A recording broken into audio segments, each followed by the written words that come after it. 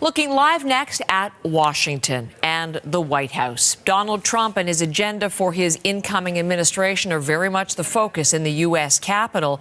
But the U.S. president-elect is also dealing with the final repercussions from one of his federal criminal indictments this morning. That is the January 6th case against him.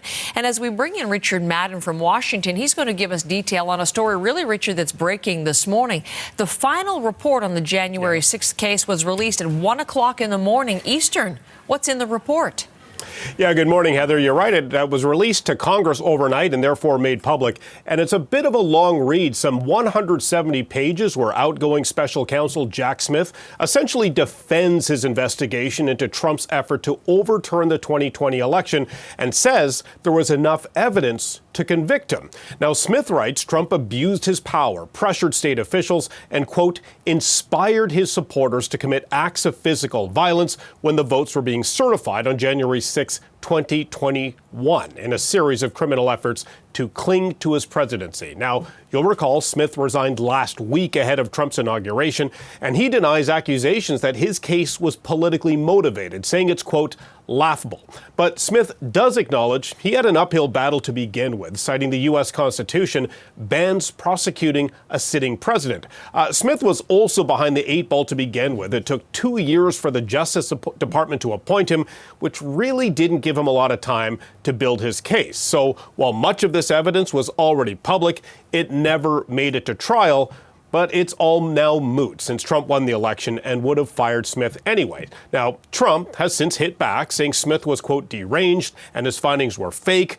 Trump also set the tone a few days ago, anticipating that Smith's report would be made public. Watch.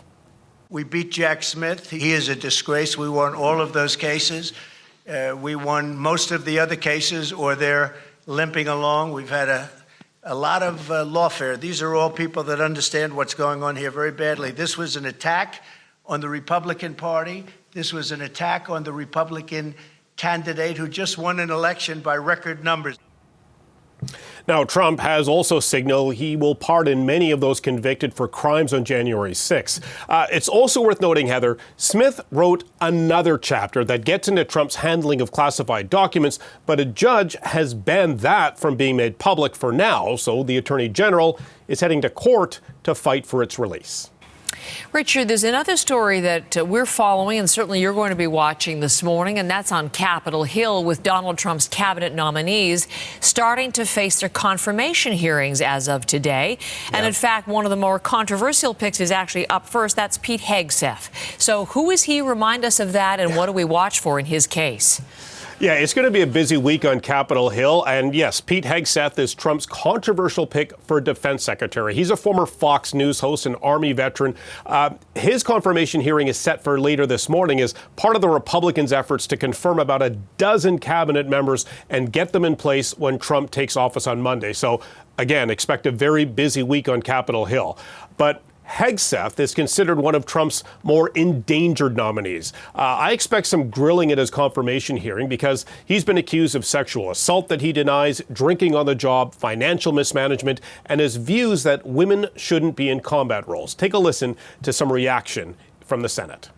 Put aside all the charges of sexual impropriety and alcohol abuse. There has never been a nominee for an office of such serious consequence who is so unqualified and unprepared in recent American history. There is enough already to say Pete Hegseth is unqualified and unprepared, more so than any recent nominee for a position of such serious consequence and national security.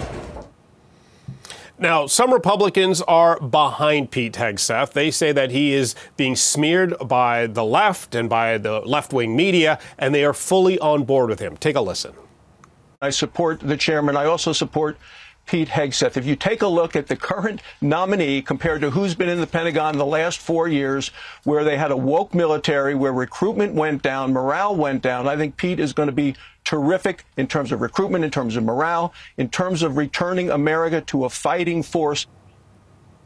Now, there are about 2 or 3 Republicans who have expressed public concerns about Hegseth to lead the Pentagon. So we'll get a sense later today if his nomination is in jeopardy or if it's clear sailing. Now, other nominees are expected to get smooth sailing today. There's Marco Rubio to lead the State Department, Florida Attorney General Pam Bondi to lead Justice. But things could get choppy later this week when some other controversial nominees will face hearings.